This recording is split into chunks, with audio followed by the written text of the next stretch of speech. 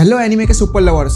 तो solo levelling के episode 1 में आपने देखा कि संग जिनवू और बाकी के हंटर्स उस बड़ी मूर्ति वाले तहखाने में फंस जाते हैं। वहाँ की जायंट मूर्तियाँ इन्हें बाहर जाने नहीं देती। कितने हंटर्स मारे भी जाते हैं वहाँ पर। तो बाकी के बच्चे हंटर सब यहाँ से कैसे निकले गए वो हमें इस एपिसोड 2 में देखने मिलेगा। तो बिना टाइम वेस्ट किए लेट्स गो एक्सप्लेन करते हैं। एपिसोड 2 की शुरुआत में हंटर्स के लीडर मिस्टर सॉन्ग को दिखाते हैं, जिनका बायां हाथ कट चुका था उस बड़ी वाली मूर्ति के हमले से। जो ही अभी बहुत डरी हुई थी, वो भी किसी को हील करने की कंडीशन में नहीं थी।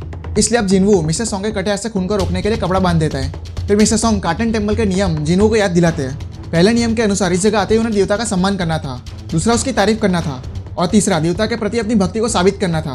पर इन हंटर्स ने इन रूल्स को फॉलो नहीं किया था, इसलिए वो बड़ी वाली मूर्ति ने इन पर हमला किया था।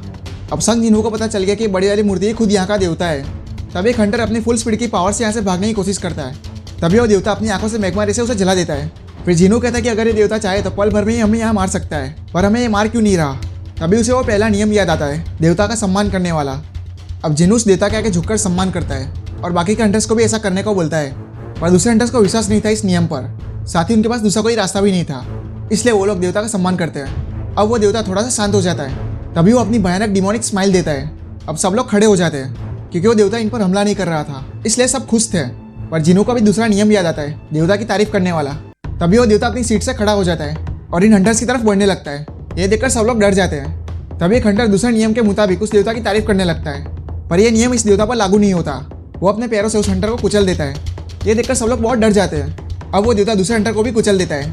ये देखकर सब लोग अलग अलग होकर भागने लगते हैं। संग जोई के साथ भागने लगता है।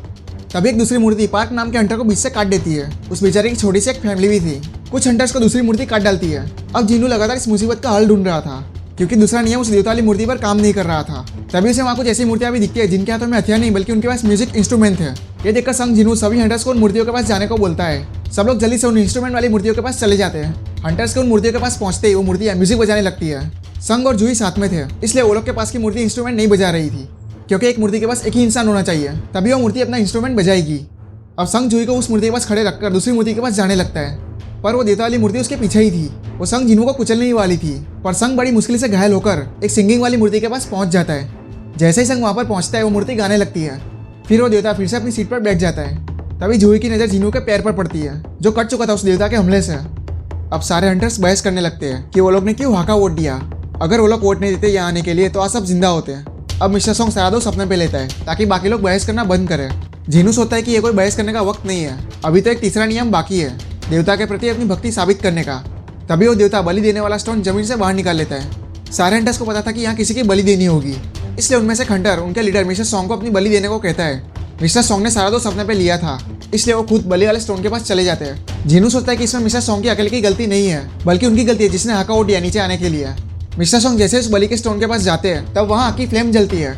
जिनवू को कुछ समझ में नहीं आ रहा था, इसलिए वो कुछ लोगों की मदद से वहाँ पर जाता है। जैसे वो तीनों लोग वहाँ पर पहुँचते हैं तब वहाँ और 3 आग की फ्लेम जल जाती है। अब इन लोगों को समझ में नहीं आ रहा था कि इन्हें कोई बचाने आने वाला है कि नहीं। तभी मिस्टर सॉन्ग कहते हैं कि आज से ये वाला गेट 1 हफ्ते के लिए ही खुला रहेगा और दूसरे हंटर्स इन्हें ढूंढ पे उससे पहले ये गेट मूव करना शुरू कर देगा। एक गेट को पूरी तरह से खुलने में 1 वीक लगता है, जिसे हंटर्स डंजन ब्रेक्स कहते हैं, यानी कि तहखाने की दरार। और ऐसा होने पर दूसरे डायमेंशन के मॉन्स्टर धरती पर आने लगते हैं। हंटर्स को किसी भी गेट के अंदर रेड करके उस डायमेंशन के मॉन्स्टर के राजा को हरा के स्टोन वोन लेकर गेट को बंद करना होता है। अगर ये लोग ऐसा नहीं कर पाते तो वहाँ के मॉन्स्टर धरती पर आ जाते हैं। अब यहाँ पर ये लोग उस देवता के सामने फंस चुके थे। अगर इन लोगों को 7 दिन से ज़्यादा टाइम लग गया तो वो देवता के रूप में शैतान वाली बड़ी मूर्ति गेट से बाहर निकल कर धरती पर आकर तबाही मचा देगी, इसलिए इन्हें कोई हल निकालना ही होगा। अगले सीन में जिनवू की बहन को दिखाते हैं, जो अपनी माँ से मिलने हॉस्पिटल में जाती है। दोस्तों, जिनवू की माँ का इलाज भी खास एसेंस स्टोन जैसे क्रिस्टल से हो रहा था। अब जिनवू बाकी बचे हंटर्स को भी इस बलि वाले स्टोन के पास बुला लेता है। जैसे ही वो लोग यहाँ पर आते हैं तो 2 आग की फ्लेम जल जाती है, साथ में दूसरे सर्कल में भी ब्लू आग की फ्लेम जल जाती है और बाहर जाने का दरवाजा भी खुल जाता है। अब टोटल 6 हंटर्स ही बचे थे। तभी वो हथियार वाली मूर्ति इनकी तरफ बढ़ने लगती है, उनकी बलि देना। तभी जिनवू जल्दी से अपना दिमाग चलाने लगता है और उन सबको मूर्तियों को देखने को कहता है। अगर सब लोग इन मूर्तियों को देखते रहेंगे तो ये मूर्तियां वहीं रुकी रहेगी। तभी एक हंटर बहुत डर जाती है और वो जल्दी से वहाँ के दरवाजे से बाहर भाग जाती है। अब जिनवू को ब्लू आग की फ्लेम दिखती है जो धीरे धीरे बुझ रही थी। तभी एक और हंटर वहाँ के दरवाजे से बाहर भाग जाता है। अब मिस्टर किन भी बहुत इमोशनल और डरे हुए थे, वो भी वहाँ से बाहर भाग जाते हैं। ये देखकर जिनवू कहता है कि शायद उन्हें ये सारी ब्लू रोशनी बुझने तक इंतजार करना चाहिए, तीसरे वाले नियम के मुताबिक, क्योंकि ये भी हो सकता है कि ये देवता उनकी भक्ति की परीक्षा ले रहा हो। तभी मिस्टर सॉन्ग जूही और जिनवू को यहाँ से जाने को कहते हैं, पर जूही चलने की हालत में नहीं थी, क्योंकि संग जिनवू को हील करने में उसकी सारी एनर्जी खत्म हो चुकी थी। फिर जिनवू मिस्टर सॉन्ग को कहता है कि उन्हें जूही को लेकर यहाँ से जाना होगा, क्योंकि जिनवू का एक पैर कट चुका है, वो अकेला जूही को बाहर नहीं ले जा सकता। पर मिस्टर सॉन्ग मना करते हैं। वो उन दोनों को बाहर जाने को कहते हैं। फिर जिन्नू चिल्लाकर उन्हें जोई को यहाँ से बाहर ले जाने को कहता है। फिर जोई जिन्नू को कहती है कि तुम यहाँ से कैसे बाहर निकलोगे। जोई भी यहीं पर रुकना चाहती थी। फिर जिन्नू से अपना एक एसेंस स्टोन देकर यहाँ से बाहर जाने को बोलता है और एक वादा भी करता है कि वो यहाँ से बाहर निकलेगा। अब मिस्टर सॉन्ग जोई को बाहर ले जाते हैं। अब यहाँ पर हमारा संग जिन्नू अकेला ही बचा था। वो मूर्तियाँ उसकी तरफ बढ़ रही थी। अब जिन्नू तलवार उठाकर लड़ने को तैयार था। कम से कम एक को तो वो मारना चाहता था, पर वो मूर्तियाँ बेचारे जिन्नू को बहुत बुरी तरह से मारने लगती है। वो जिन्नू के हाथ को काट डालती है। वो सारी मूर्तियाँ जिन्नू को खून में भिगो देती है।